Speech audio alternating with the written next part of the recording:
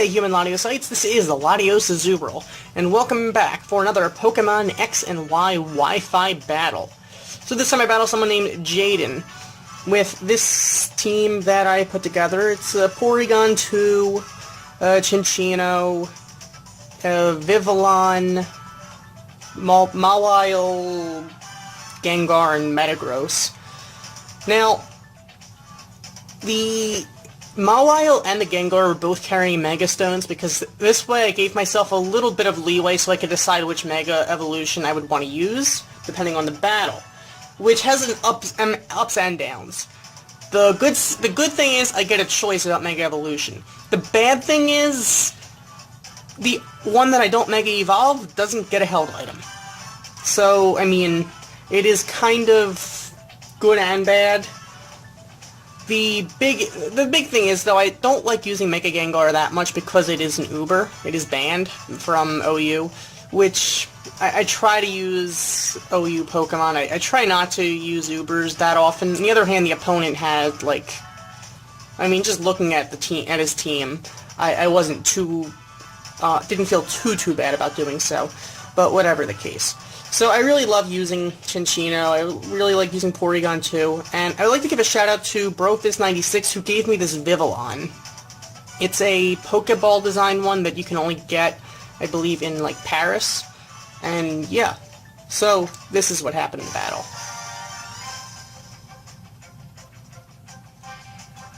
So, Jaden is issuing a challenge. Now, he started off with Sunny, his Charizard. I just started off with just Ducky, the Porygon 2. So, I mean, I ended up tracing the Blaze, which meant absolutely nothing to me. So he just went for that Blast Burn, which, I mean, all things considered, I didn't mind too much because, I mean, just Ducky's just eating it right off. So I just go for the Thunderbolt. However, because he went for the Blast Burn, I also got the free second hit because he did have to recharge. Now, I could have taken the move to recover up, but then I figured he would have just gone for another Blast Burn. So, I figured either way, I'm better off just getting rid of it. So for his Samurott, which he brought out, I went for the T-Bolt again. He hit me with the Ice Beam, he got a crit, which, I mean, I don't know how much it necessarily mattered. Now, I was going to just try to recover up, but he ended up going for the Hydro Cannon, which I didn't see coming.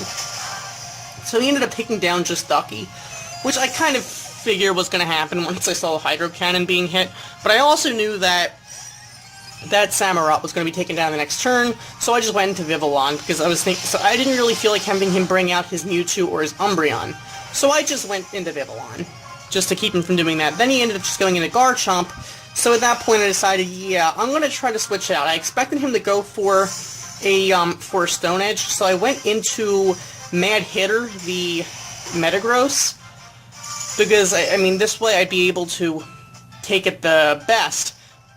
It was only a double switch, though, because I actually wanted to go into Gengar. So, because I expected him to go for an Earthquake this turn, so I actually switched into Budeyu the Gengar. However, he did not actually go for the Earthquake, he ended up going for the Flamethrower. Which wasn't too bad for me, because, I mean, Gengar was able to eat it up. I went for the Hypnosis, but Gengar missed the Hypnosis.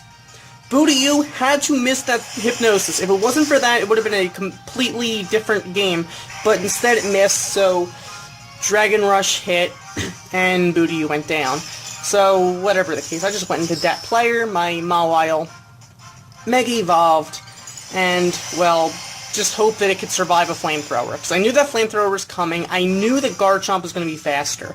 I just needed that player to survive a Flamethrower, because then I could go for an Ice Punch. So luckily, eating it right up. So I was able to just go for that quad-weak Ice Punch, and just take that thing out. The Rough Skin was a thing, but didn't do too much damage on that player. However, I also figure that I'm not going to need I'm not going to need that player too much more. I did want that player from Mewtwo, because I figure I can just go for a Sucker Punch right off the bat, and that's going to get rid of the Mewtwo. He ended up Mega Evolving into Mewtwo Y, which I was perfectly okay with. In fact, I was happy it wasn't Mewtwo X. Otherwise, Sucker Punch wouldn't do nearly as much. So, I just went for that Sucker Punch, and that was a clean knockout. There was no way that Mewtwo was going to survive it. So Mewtwo was taken down. So then he went into Zapdos. I mean, I figured, okay, I'm thinking that player might have a sweep coming up. Went for the T-Bolt. I wasn't going to go for a Sucker Punch on that thing. I just went for the Ice Punch, because I wanted to get rid of it. At that point, I figured, I don't know if that player's going to be able to fully sweep the team, but I'm not too concerned about that. So, he ended up going into his Umbreon. I wasn't going to go for a Sucker Punch on it, because it wouldn't do anything. So, I just let him just take out that player, and I just went into Vivillon. At that point, I just went for a Bug Buzz, which would be Stab, and super effective. So, I figured it would do a lot of damage. So, it also got the special defense lower, which was nice, and Vivillon was just eating up that Psychic. So, ultimately, Vivillon has proved to actually be a pretty good bug Pokemon. But I think Vivillon might actually be my favorite bug Pokemon. So, was able to just go for the 2-hit KO with the Bug Buzz, and just take down the Umbreon. Umbreon, no problem. That's what Vivillon's for. So, that is what happened. So thank you for watching. As always, like, comment, and subscribe, and I will see you next time. Goodbye.